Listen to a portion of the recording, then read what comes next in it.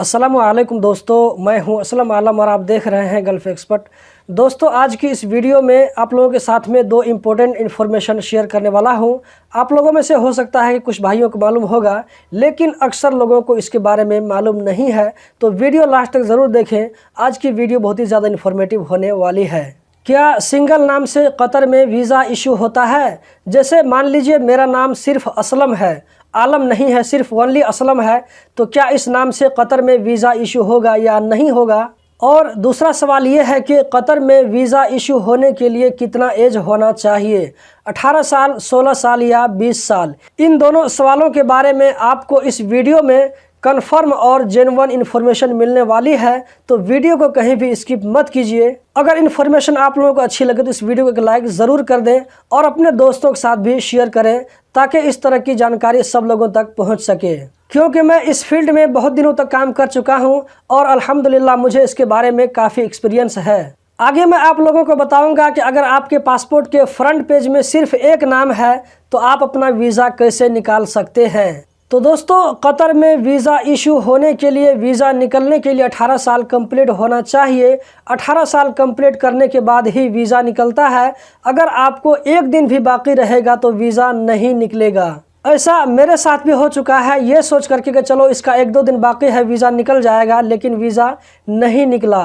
जैसे ही आपको 18 साल कंप्लीट हो जाएगा तो 18 साल कंप्लीट होते ही आपका वीज़ा कतर में इशू हो जाएगा। दोस्तों, अगर आपके पासपोर्ट के पहले पन्ने पर जहां पर पासपोर्ट नंबर होता है वहां पर आपका नाम होता है, पासपोर्ट की एक्सपायरी डेट, इशू डेट और डेट ऑफ बर्थ होता है, तो अगर इसमें सिर्फ एक नाम रहेगा तो एक नाम से वीज़ा नहीं निकलता है।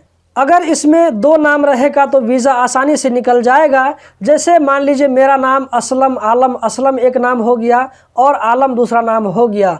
अगर इस तरह आपका भी 2 नाम है तो आसानी से वीज़ा निकल जाएगा, कोई दिक्कत की बात नहीं होगी।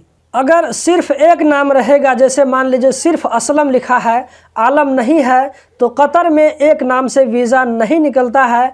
ऑनलाइन एप्लीकेशन जब डालते हैं तो एक नाम से सबमिट नहीं होता है। इसके लिए आपको पासपोर्ट ऑफिस में जाकर के, पासपोर्ट ऑफिस का जो हेड ऑफिसर है उससे जाकर के आपको बात करना पड़ेगा।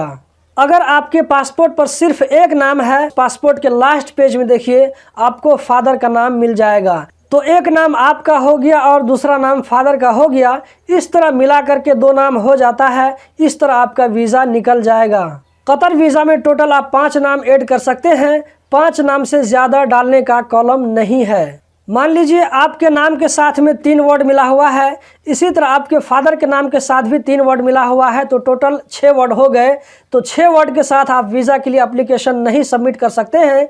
इसके लिए आपको आपके फादर से 2 वर्ड को लेना पड़ेगा और आपके नाम से 3 वर्ड को लेना पड़ेगा। तो इस तरह आप टोटल 5 वर्ड के साथ अप्लाई कर सकते हैं। और मैं आपकी जानकारी के लिए आपको बता दूं कि आप अपने 3 वर्ड के साथ अगर आप वीज़ा एप्लीकेशन डालते हैं तो आपका वीज़ा निकल जाएगा। फादर के नेम को ऐड करना ज़रूरी नहीं है। वीज़ा में अगर आपके फादर का नाम नहीं है तो इससे कोई फ़र्क नहीं पड़ेगा। अगर आपके वीज़ा में फादर का नाम नहीं है तो आप आराम से कतर जा सकते हैं, आपको कहीं पर कोई रोक टोक नहीं होगा।